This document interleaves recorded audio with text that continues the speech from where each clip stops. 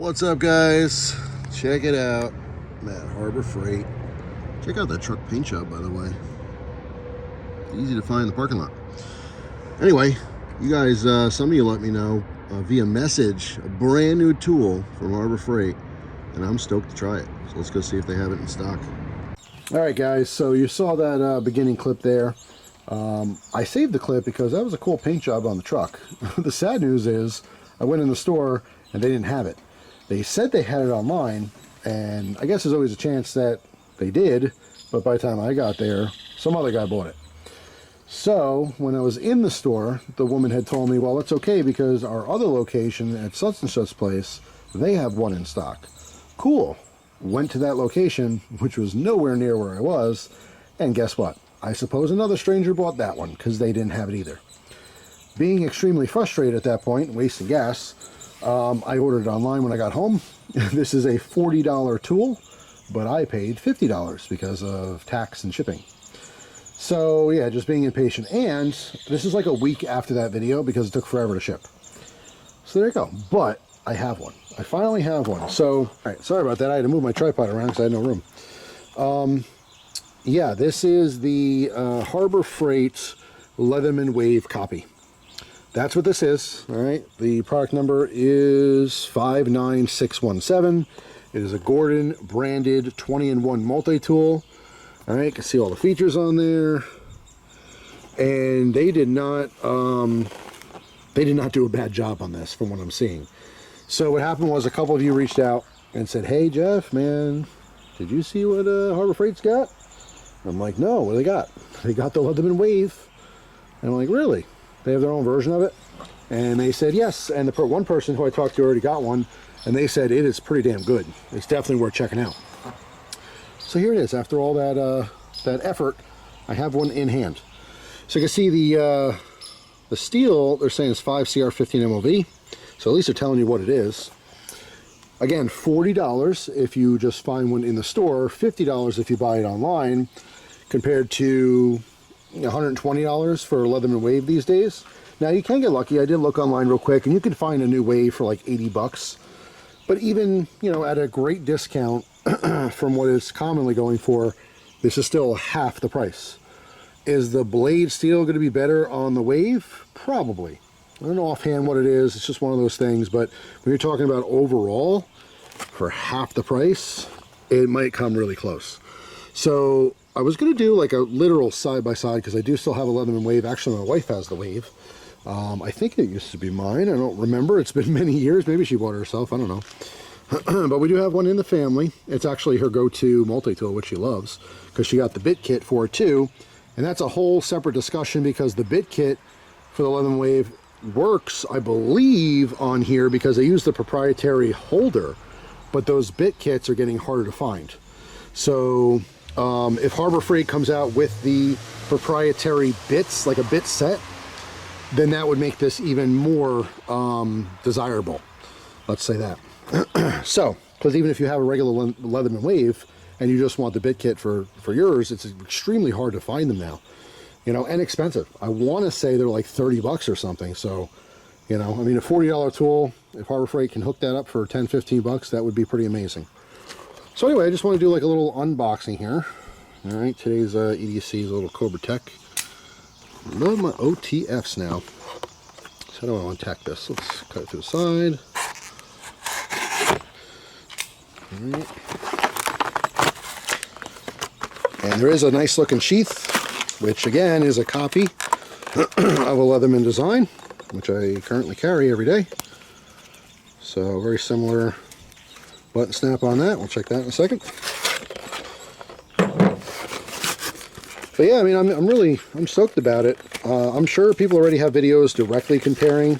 I'm not sure if I'll do that in the future or not, like literally a side-by-side. I might not. I'm sure there's many small, insignificant differences, but overall, I mean, the shape and everything does come with a deep concealed pocket clip on here. Well, I can tell you it's pretty damn smooth. There is washers in there. Actually, it looks like more washers than Leatherman's using. it is smooth, has the same, again, the same overall design here. Thought that was rust. It's just the manufacturing's the grease and the dirt, or metal dust or whatever. But yeah, I mean, those jaws line up pretty nice. Looking good. Looking good. Alright. We have our plain edge blade, which, damn, that feels sharp. Our package here. Yeah, that is that is very sharp. I keep that second cut I rode into the Ricasso on the bottom. That's why I didn't cut. But yeah, man, that is that's a sharp blade right out of the packaging. Okay, that's cool. Same lock style, you know, these liner locks. We have our, looks like our saw, and those are very aggressive teeth on that. Those feel very sharp. Test that out in the future. The back here. Oh, this is interesting. So we have a fully serrated blade. Sorry, I'm looking at it in person. I realize I'm not even showing you guys. You're like, Jeff, what are you doing? Oh, hold it up, hold it up. See the satin on the grind and then that high polish on the blades? But yeah, they did a rescue hook / gut hook on the back of that. I mean, yeah, I could take it or leave it. I don't personally care, but I'm sure that works fantastic for its intended purpose. And then our file. Interesting. Yeah. Like I said, I mean, it is super smooth. I could tell you my wife's Wave is not this smooth. Now, granted, it's really old. I don't know if it needs to be, you know, re-oiled or whatever, but it seems stiff to me. All right, but here's what I was talking about before. Oh, the bit fell out. Let's make sure that's actually going to stay in. This proprietary shape flat bit thing, right? Here's the bits. Is that supposed to go down? Oh no, that's just a notch to pull it up. Well, I will say there's no retaining little bearing or anything in there. So, I mean, when you push against something, that's fine. But is it going to fall out? Not easily. It's just so easy to pull. Oh, it's magnetized. That's what it is. There's a magnet at the bottom there. Let's zoom in. Yeah, I mean, I prefer the Leatherman Wave instead of using a light magnet because that is really light. I prefer it kind of clicking in, so to speak. Ooh, there's a glass break on the bottom. That's fascinating. So yeah, I mean, there is differences, but you know, overall, we're going to call it the Leatherman Wave copy. Well, actually, I want to leave that in there and unlock that, close it. What's the puck clip? Why is the puck clip moving around? Oh, that's interesting. That slide, it does. So the lock itself holds the pocket clip on. Okay. Where did I pull that from? Hang on a second. I gotta see this in person. Is that behind literally the lock? Hang on, I'm confused. No, it's on the side. Okay. Let me pop it off and show you what I just did here. Alright, so there's the little notch for it. So I'm pushing on the lock, so I'm lifting it. Once I lift it, it slides in the side. Alright, then I release the lock, and then the pocket clip's nice and tight. Very cool. Alright, so bugs are eating my ankles. Rain's coming. I could feel it already dropping. Just want to show this off. If you did not hear the news, I'm telling you right now, these things are going to be hot cakes. It's going to be hard to find. I guess word's already out. Maybe I'm late to the party yet again, but these Leatherman Wave copies, the Gordon ones, initial impressions are like really, really good. Like scary good. These Chinese knockoffs are getting better and better and better.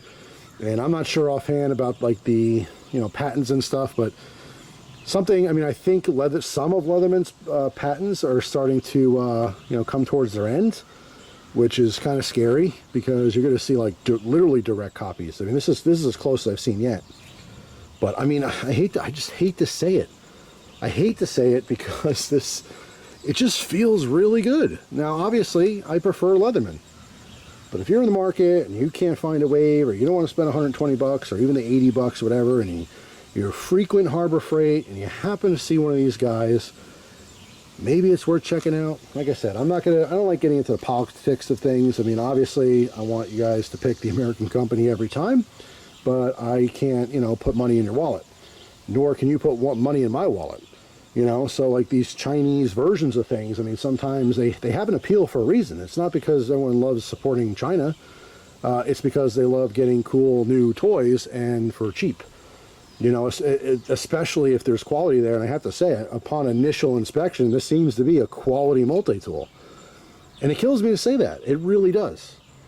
Because it's going to just create an upside down market. And Leatherman's going to get hurt from it. And Leatherman's going to sell less tools because of it. You know, and as time goes on and they get better and better and better, you know, maybe we see the news that Leatherman no longer makes tools. And that sucks. No one wants to see that.